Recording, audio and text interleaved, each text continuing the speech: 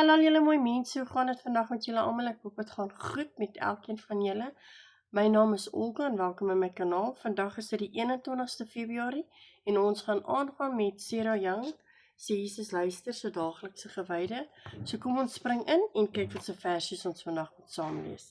Die eerste ene is 2 Tessalonisense 3 vers 16.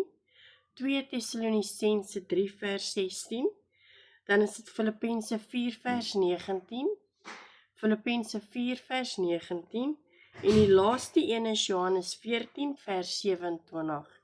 Johannes 14 vers 27. So kry julle Bybels reg en dan lees ons gou saam.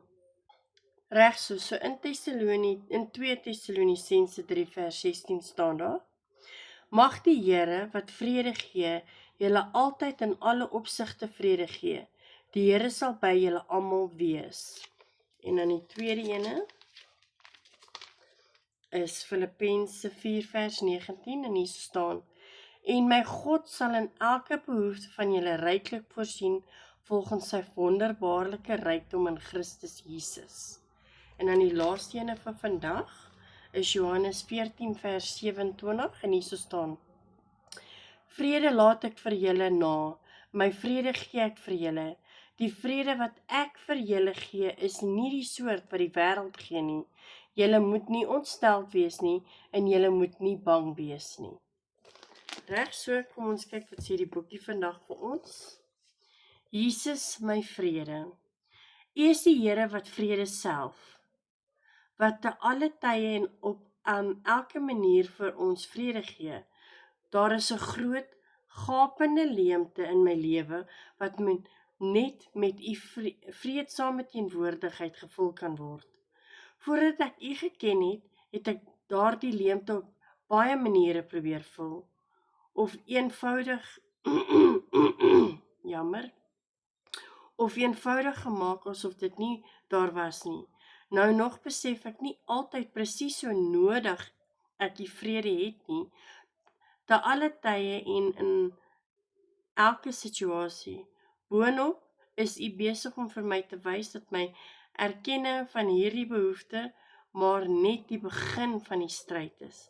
Ek het ook nodig om te glo dat u in elke behoefte wat ek het, kan en wil voorsien.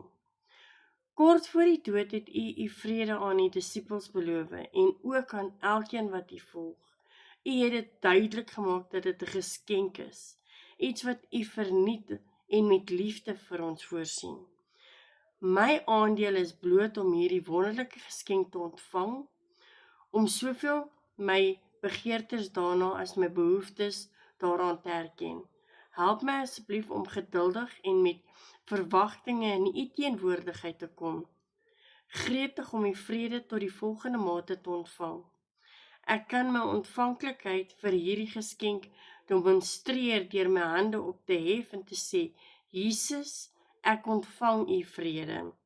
In die vertroostende naam Jesus. Amen. Baie dankie dat julle weer hier was om saam met my die Bybel te lees. Ek waardeer elkeen van julle. En onthou net julle thumbs up asseblief mensies, dit help my regtig baie. En onthou net, almal in die liefde, almal in die lewe. Ons gaan dit eendag reg kan sê. Almal in die lewe het 'n bietjie liefde en Jesus nodig. Sien julle almal môre. Bye.